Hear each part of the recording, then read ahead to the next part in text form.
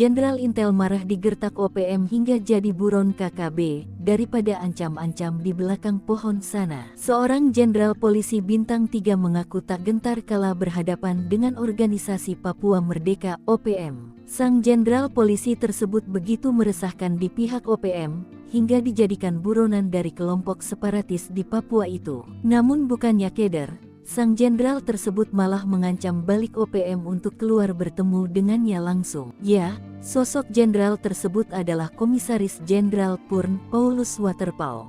Berhadapan dengan OPM bukan barang baru bagi Paulus Waterpauw. Dikutip dari beberapa sumber, Paulus Waterpauw pernah menjabat sebagai Kapolda Papua era tahun 2014 sampai tahun 2015 dan tahun 2019 sampai tahun 2021. 2 kali menjabat Kapolda, jebolan Akpol 1987 ini pun bak kenyang berhadapan dengan OPM. Namun momen menegangkan terjadi saat Paulus Waterpauw ditunjuk menjadi Gubernur Papua Barat beberapa waktu lalu. Saat itu, OPM mengeluarkan ancaman kepada pejabat-pejabat di Papua yang mendukung daerah otonomi baru (DOB). Ancaman tersebut disebarkan melalui rekaman video yang dikirimkan oleh juru bicara TPNPB OPM Sebi Sambong. Dalam unggahannya, TPNPB OPM Kodap 4 Sorong memasukkan Gubernur Papua Barat Paulus Waterpauw dalam daftar pencarian orang DPO kelompoknya. Arnoldus Kocu, pimpinan TPNPB OPM Kodap V Sorong Raya, dalam pernyataannya menyebut bahwa Paulus saat masih menjabat sebagai Kapolda Papua telah membunuh nyawa orang. Namun bukannya bergeming,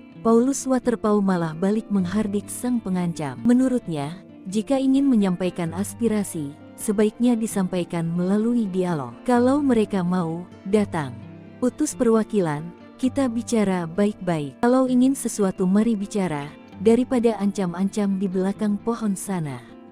Tidak elok kata orang, kitorang ini sudah selesai dengan ancam-mengancam begitu, ucap Paulus dikutip dari kompas.com, Sabtu tanggal 16 Juli tahun 2022. Paulus Waterpauw menduga ada oknum tak bertanggung jawab yang memengaruhi kelompok tersebut untuk membuat ancaman kepadanya. Saya katakan, itu pikiran mereka.